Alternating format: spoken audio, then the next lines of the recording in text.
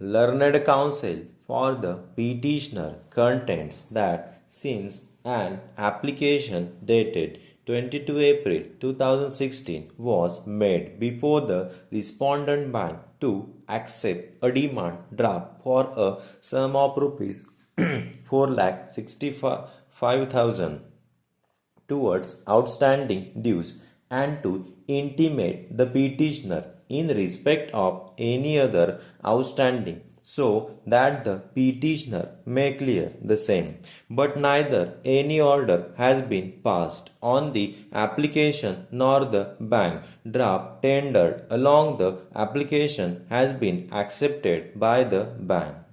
It is further submitted that, in view of Section 13 of the Act, since the entire outstanding dues have been tendered to the respondent bank, the secured asset is not liable to be sold or transferred, and no further step is liable to be taken by the bank in respect of the secured asset.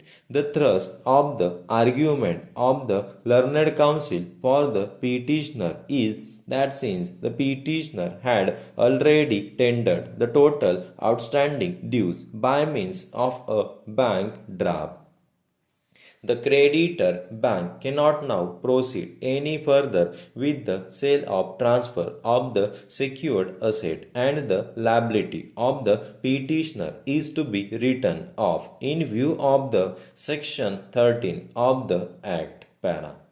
A bare reading of the opposite provision goes to show that requirements is actual tender of the outstanding dues, including all costs, charges, and expenses by the debtor to the secured creditor at any time before the date fixed for the sale or transfer.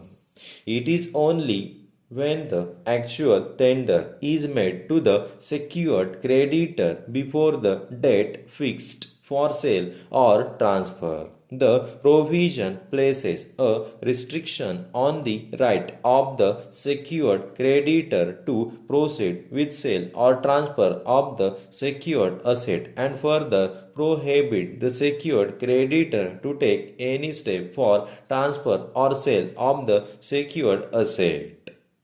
The language of the section is very clear that tender to the secured creditor should be made at any time before the date fixed for sale or transfer. Para. In the case in hand, admittedly, the respondent bank proceeded to auction the secured asset on 30 April 2016 for a sum of rupees 28 lakhs in favor of Srimati Urmila Dikshit and Srimati Manju Dikshit. The bid offered by the auction purchaser was confirmed by the respondent bank. From time pleading in the writ petition itself, it is clear that the application made by the petitioner before the respondent bank tendering a sum of rupees 4,65,000 by means of a bank draft was dated 22 April 2016. Admittedly, the application was made much after the auction took place on 30 April 2016. It is also pertinent to note that petitioner borrower in his application dated 22 April 2016 has referred the bank draft to be dated 13 April 2016, but photocopy of the same filed as annexure 8 to the writ petition goes to show that it is dated 30 April 2016, which in itself sufficient to indicate that though the application is dated 22 April 2016, but it was submitted to the bank on or after 30 April 2016 when the bank draft was got prepared. Para.